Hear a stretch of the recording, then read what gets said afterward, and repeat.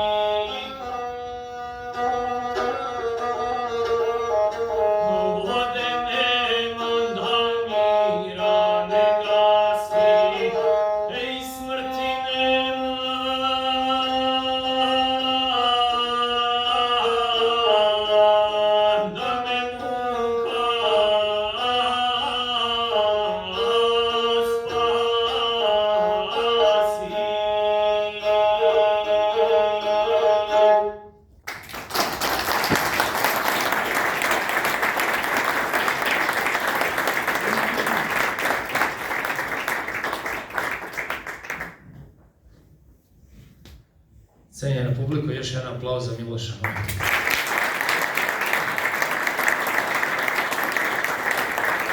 To bi bilo sve za večeras. Nadam se da smo opravdali vaše poverenje. Za kraj samo da se zahvalimo svima bez kojih ovo večer ne bi se desilo.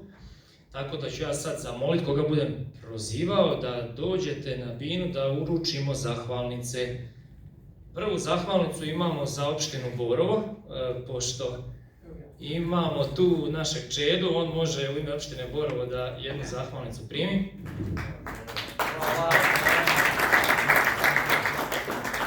Bez podrške opštine Borovo ne bi se desilo večeras ovo večer, tako da od srca hvala.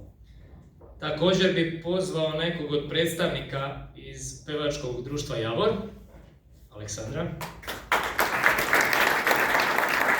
Hvala vam od srca što ste se odazvali.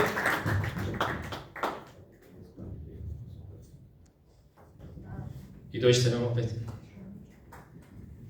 Zatim našeg guslara Miloša.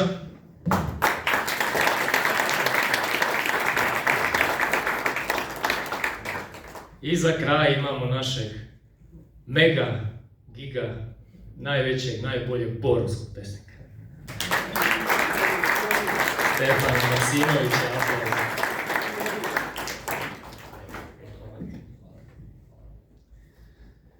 Draga braće i sestre, časni oci, to bi bilo to za večeras. Nadam se da se ponovo vidimo kroz nekoliko mjeseci na još jednoj guslarskoj večeri i nadam se da ste uživali. Hvala vam svima što ste došli i što ste nas poslušali.